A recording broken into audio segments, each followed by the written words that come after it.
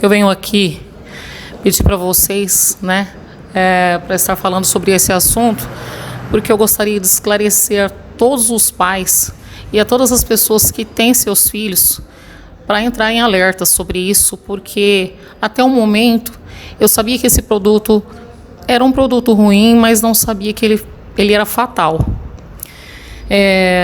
No dia 6, né, à noite, vou resumir um pouco, meu filho começou a reclamar de ardência na garganta, até achei que fosse uma garganta inflamada, reclamou que a água estava amarga, e até então eu dei só 20 gotinhas de Tilenol, achando que fosse a gargantinha dele que estava inflamada.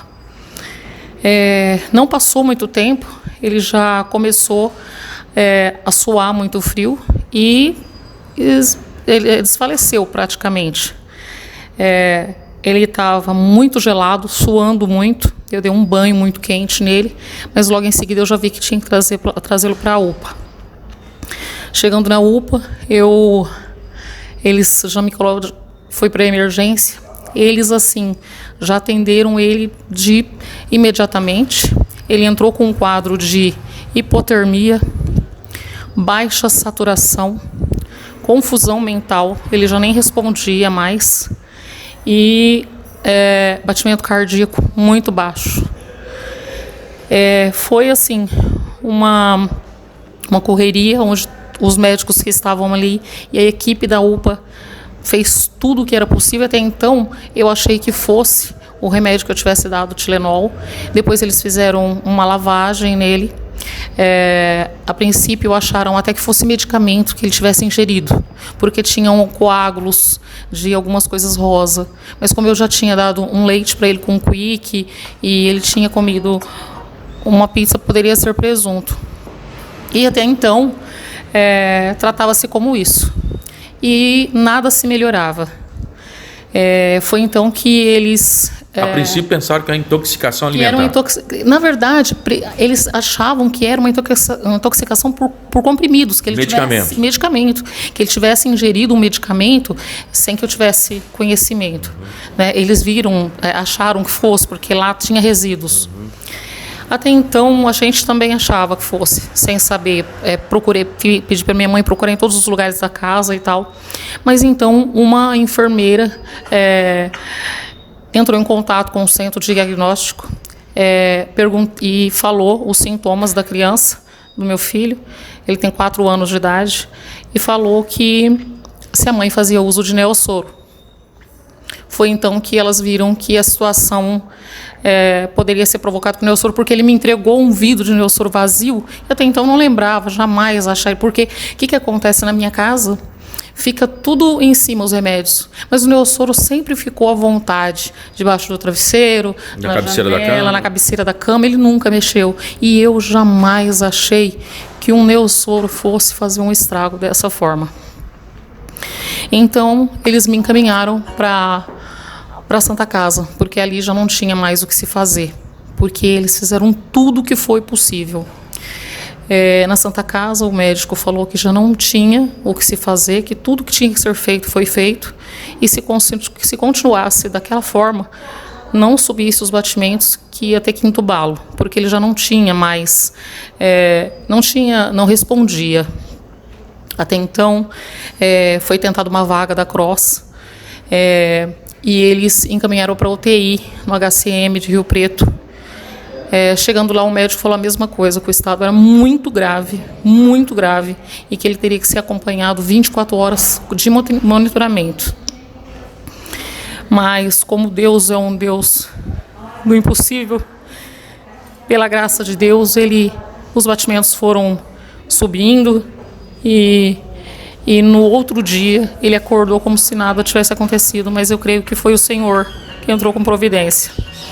E Silvanir, eu gostaria aqui de deixar um alerta aí aos pais, para que quem tem filho pequeno, por favor, é fatal. Depois de tudo isso que aconteceu, eu vim ler o que acontece, essa substância na fazolina. Ela é uma causa que ela provoca até morte. No caso, ele era constante. Quem que utilizava esse medicamento, esse produto? Nós em casa Você, mesmo, teu esposo? eu, meu esposo. E ele via aquilo lá? Sempre viu. Para ele era normal, então? Normal, era normal. E para vocês não tinha, era inofensivo, um produto inofensivo? Eu sabia que o neossoro, quem usa constantemente, ele não é bom.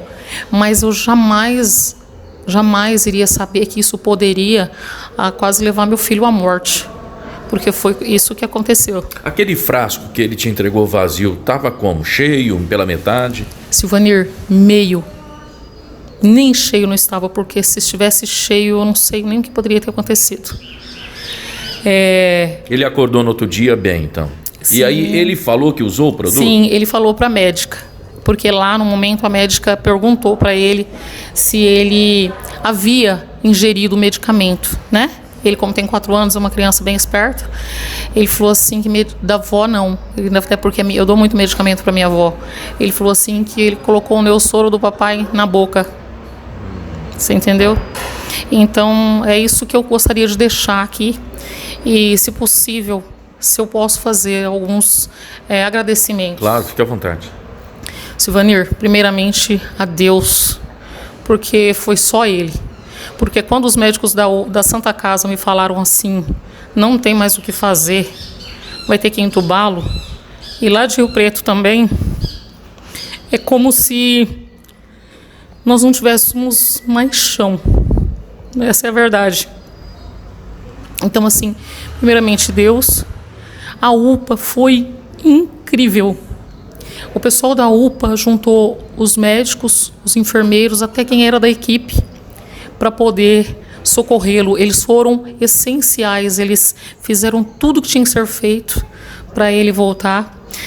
Na Santa Casa também, gostaria de agradecer a Mariana Vicente e a mãe dela que ficaram comigo, a secretária da Saúde, Rosana Vassoler, que foi assim extremamente ágil na situação de conseguir a vaga da Cross em Rio Preto, o pessoal da Santa Casa, os médicos, o Emerson Esteves, o prefeito Lugato e o pessoal da HelpMed, não sei se que foi assim extremamente profissional, indo para Rio Preto e me levando com segurança, médicos monitorando a todo momento, foram essenciais para salvar a vida do meu filho. Uma experiência que você nunca vai esquecer. Nunca mais, Silvanir. Nunca mais. E qual alerta que você faz novamente para as mães, para os pais? Eu peço, por favor, eu não desejo a ninguém o que eu passei. A ninguém. Porque em determinados momentos, o meu filho ele já nem respondia mais, nem olhava mais.